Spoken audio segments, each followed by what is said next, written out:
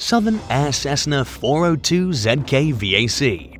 While flying from Stewart Island to Invercargill, New Zealand for Southern Airlines on August 19, 1998, a Cessna 402 ZK-VAC carrying 10 people suddenly lost power to both its engines. The group had gone on a fishing trip earlier that day and were having a nice time until that point.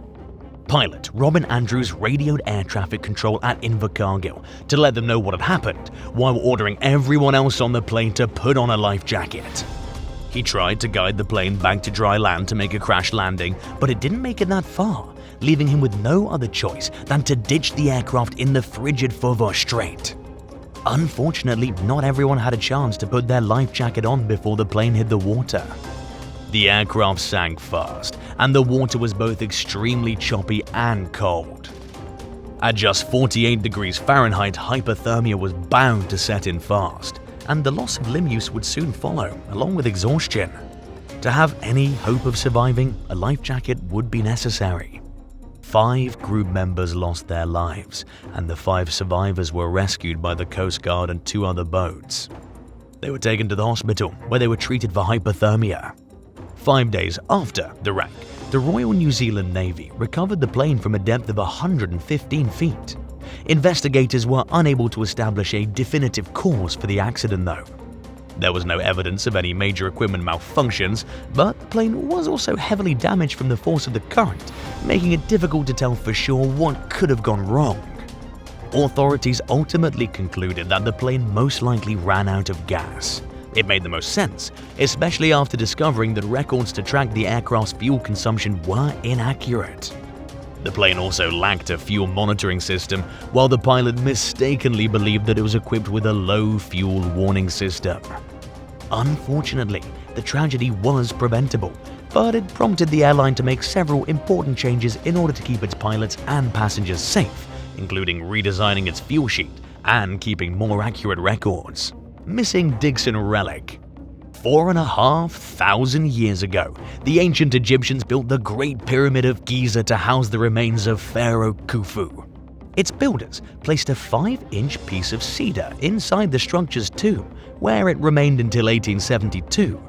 While surveying the pyramid that year, British engineer Wayne Dixson removed it along with the only 2 other known artifacts to ever be taken out of the Queen's chamber.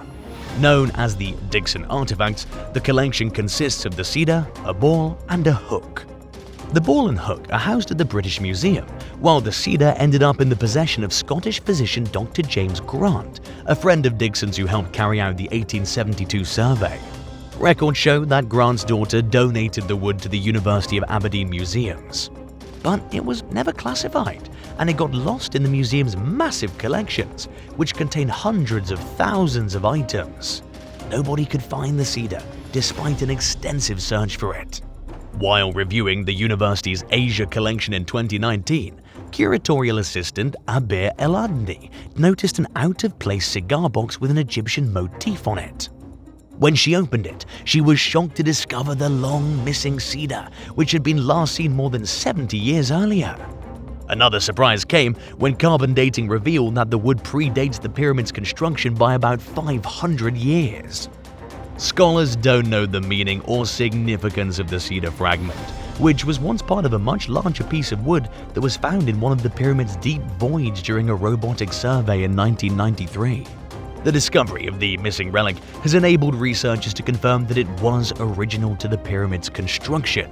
And in addition to determining the cedar's use, one of the major questions they've been trying to answer since its rediscovery is whether it was sourced from the center of an ancient tree while the pyramid was being built. Or was it harvested much earlier and prized by its owners due to the scarcity of trees in ancient Egypt? Calendar rock carvings. Along the Colorado-Utah border on the Mesa Verde Plateau, there's an ancient Native American settlement complex called Castle Rock Pueblo.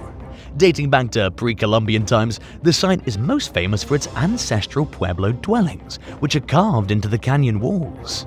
Researchers believe that the ancestral Pueblo people lived at Castle Rock Pueblo for a short period starting in the 1250s AD, and they left no later than 1274 AD. The society represented one of the most advanced cultures of its time in North America, and researchers are still learning a lot about the ancestral Pueblo group and what their lives were like. Until recently, Polish archaeologist Radosław Palonka thought experts had seen everything there was to see within the complex. But she learned otherwise when local elders suggested looking in higher parts of the canyon that are more difficult to access. Palonka took the advice, and her team found a series of spiral-shaped petroglyphs and other previously unknown rock carvings. Some were discovered as high as 2,625 feet above the cliff dwellings, with the largest spiral petroglyphs measuring 3 feet in diameter. The team believes that these carvings were used for making astronomical observations and for determining certain important dates, including the summer and winter solstices and the fall and spring equinoxes. In a statement, Palonka noted that the newly discovered artwork proves that researchers previously underestimated the size of the population that lived at Castle Rock Pueblo during its heyday, as well as the complexity of the group's religious rituals. She hopes that the area contains more secrets that are waiting to be discovered, which will help people learn more about the ancestral Pueblo people. Israel's oldest Jesus portrait. Located in Israel's Negev desert, the ancient village of Shivta dates to at least as far back as the 1st century AD.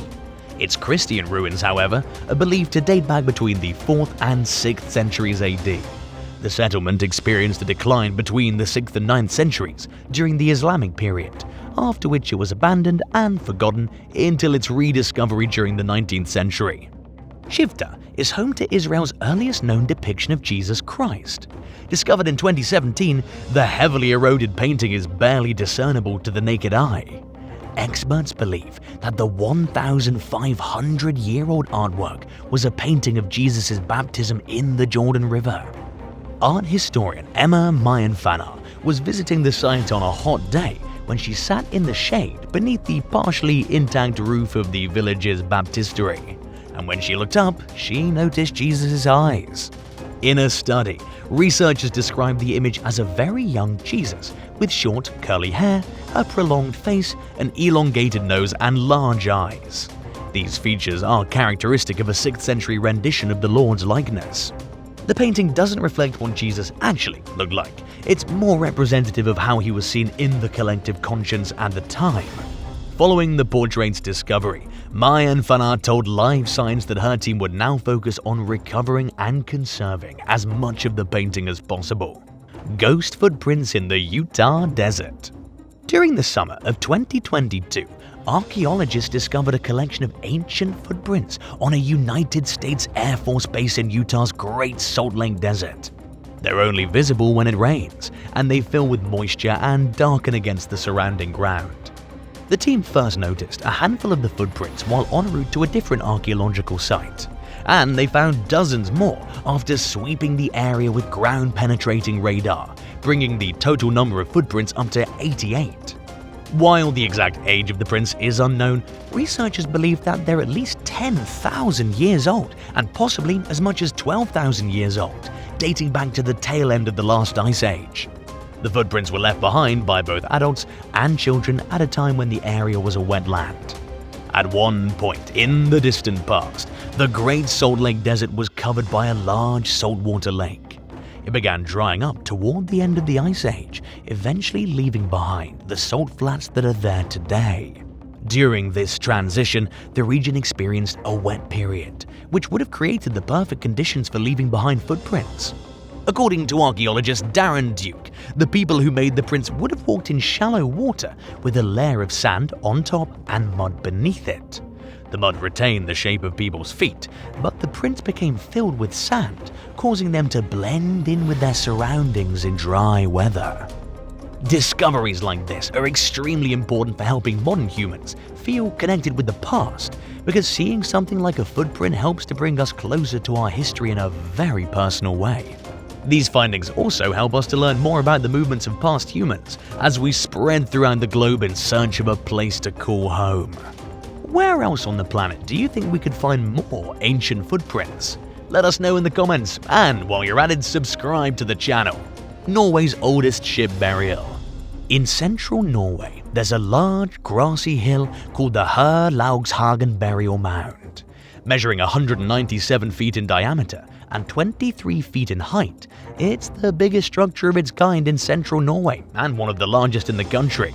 Most burial mounds in the region are less than 40 feet in diameter, making them a fraction of the size of the hill at Herlaugshagen.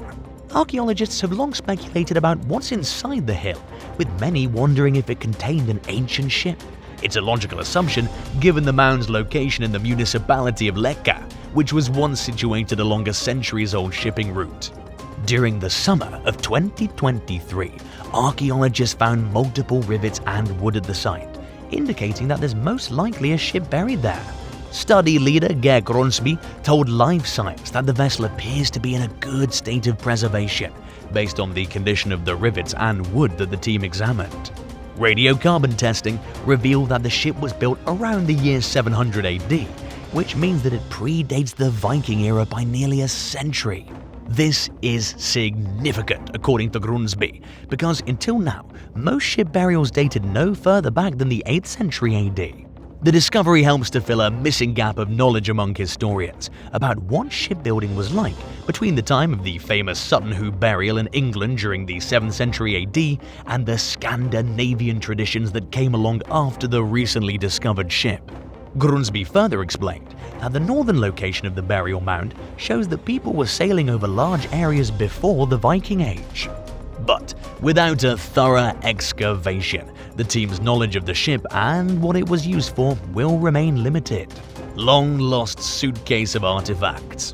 In 2018, researchers in Israel investigated a customs letter from 1938 about a suitcase that had been left behind at the port of Haifa. They discovered that the missing suitcase contained around 140 small artifacts that were excavated in the ancient village of Shifta.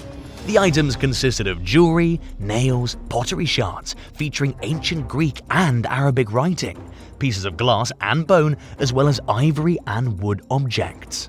Until taking a closer look at the letter, experts believed that the artifacts had been lost in a fire at Shifta in 1938. But the letter proved that the items had been removed from the site months before the fire, which meant that they were still out there somewhere, waiting to be rediscovered. The suitcase belonged to American archaeologist Harris Dunscombe Colt, who left it behind at Haifa in January of that year. He went on to publish research about his other excavations throughout the Negev desert, but papers about Shifta were conspicuously absent from his work. More than 80 years after the artifacts were lost and forgotten, the researchers tracked them down to a museum archive in Israel, where their importance had gone unnoticed for decades. Following their rediscovery, the ancient objects were put on display at the Hecht Museum at the University of Haifa. World's oldest known fort. In 2023, a team of Russian researchers published a study revealing that the world's oldest known fort was built around 8,000 years ago during the Mesolithic or Middle Stone Age. Located along the Amur River, which runs through western Siberia, the settlement consists of two sections, Amur 1 and Amur 2. There are around 20 pit house depressions throughout the site, where people once lived in earthen dwellings surrounded by wooden palisades.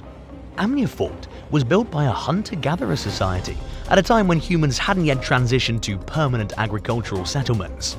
The discovery of its age was surprising, because until very recently, experts believed that these types of structures weren't built until people began farming as a lifestyle. They thought of hunter-gatherer societies as nomadic and basic. But after discovering the age of the site through radiocarbon dating, the team who performed the study realized that they needed to change their thinking about what these Stone Age societies were capable of. The presence of the earthen pit dwellings alone shows that hunter-gatherers built defense structures that are typically only associated with agrarian societies. Currently, nobody knows why the settlers at Amania felt the need to build the structures or why they chose that specific location. However, it seems like a desirable place for several reasons, including its ideal positioning as a lookout for enemies, as well as its proximity to the water. Speaking with Live Science, archaeologist and study co-author Tanya Schreiber said that it's also unclear whether a leader commissioned the settlement's construction or if it was a community decision. She noted that there were numerous reasons for building defensive structures, including war, securing possessions, thwarting raids, and more. A culture that built a Manya fort may forever be shrouded in mystery, but the study's findings prove that humans are still working on piecing together the story of our past. Throughout the years, we've learned a great deal about our ancient ancestors, but we still have a lot to understand about our history. Which of these discoveries did you find the most fascinating? Let us know what you think in the comments down below. And if you enjoyed this video, be sure to leave a like and subscribe to the channel. Thank you so much for watching, and we'll see you in the next one. Bye!